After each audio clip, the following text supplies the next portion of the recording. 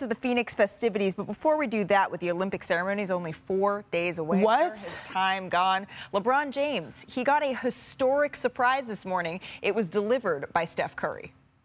On behalf of the entire men's Olympic basketball team, we would like to nominate LeBron James to be the flag bearer for all of Team USA.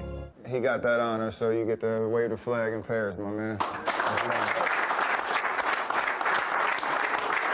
I understand how prestigious this moment is, and for someone to have to be the flag bearer and to wave the flag for not only for us as a men's national team, but for all the Olympians, I hold that with the utmost honor. And it's definitely something that my family and my community and my friends is something that will live on forever, and super appreciative and super humble about it.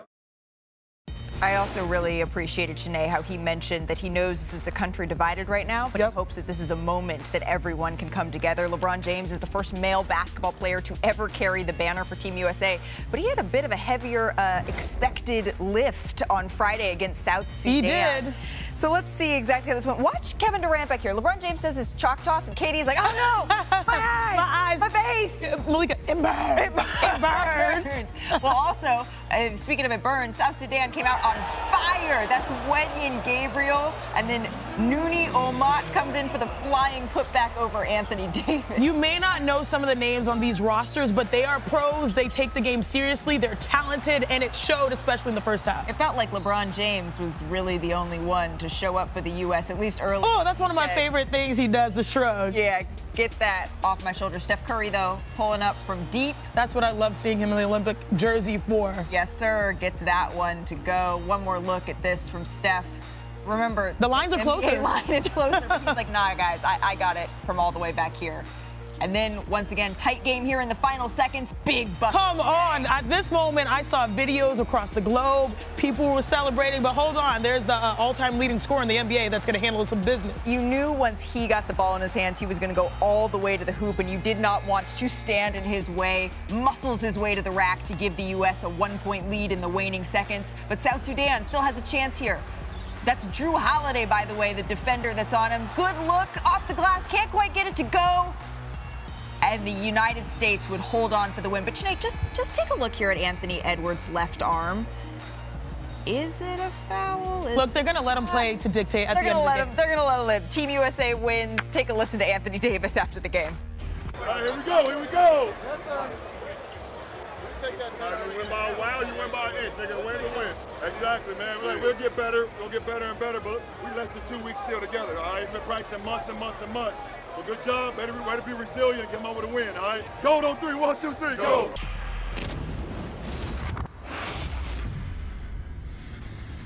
All right, so they said that a win's a win, which is true. Team USA able to hold on for victory against South Sudan, and that took LeBron James a game winner from him to get it done. There were 43.5-point favorites, the U.S. was, entering this game. They allowed 14 threes. They made just under 25% of their threes, but a win is a win, as LeBron James said, even if it was a little maybe close for comfort. Kendrick Perkins is joining us as well. First of all, before we dive into all of this was an outstanding performance by the South Sudanese team that has only been recognized as an independent country since 2011, does not have an indoor basketball court within it. Outstanding job by Luol Deng and his team. With that being said, Perk, what should Team USA take away from this specific game? Well, I think that, everyone around, all the countries around the world catching up with us, right? And guys are going to come out there and teams are going to come out there and compete.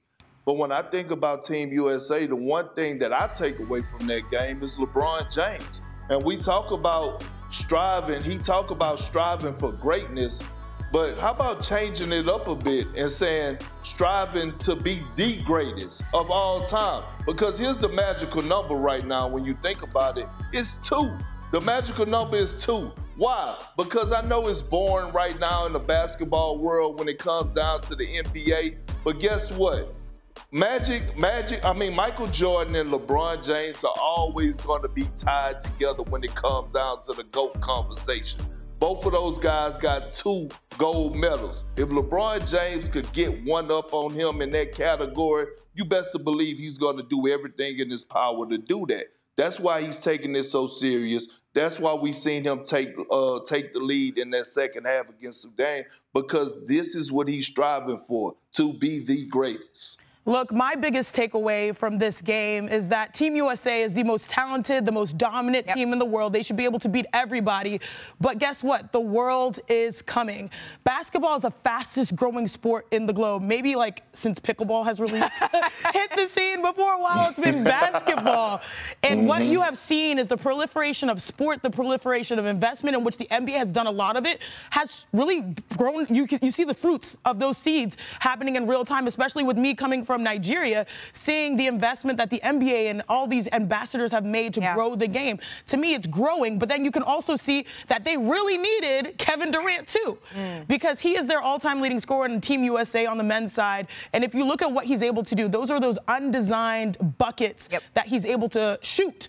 And if you look at the numbers, South Sudan, they had 14 threes in this game. Team USA struggled for some moments, and they only had 7.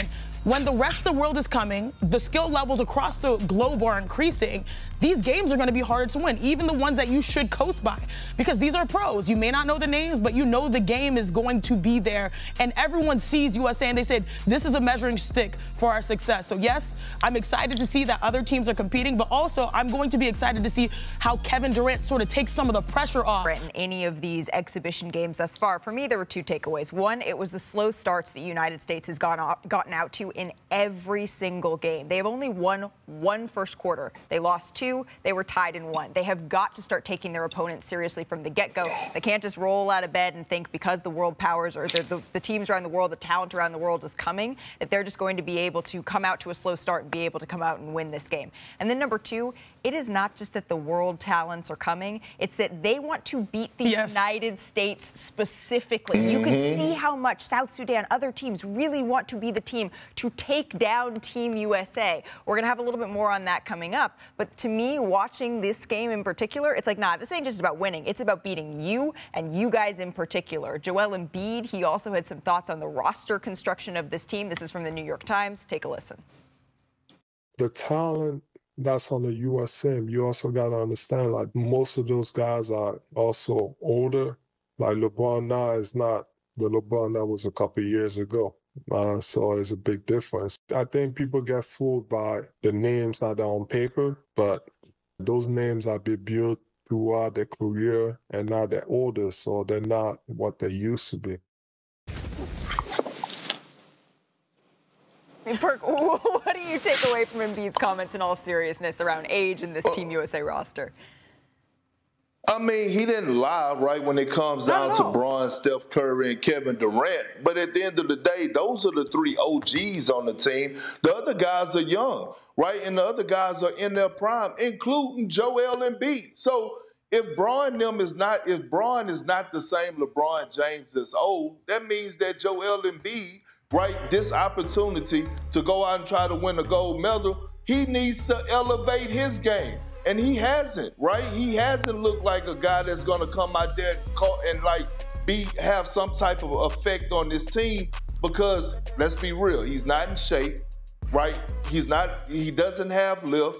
And at the end of the day, if I'm Joel Embiid, I'm taking a page out of Anthony Edwards' book. We're watching Anthony Edwards on these social media clips that's circulating of him working out with, Kevin Durant. And I'm pretty sure he's picking the brain of Steph Curry, picking the brain of LeBron James. If you're Joel Embiid, you want to, like, get under those guys' wings, okay? And start to have some type of mentorship.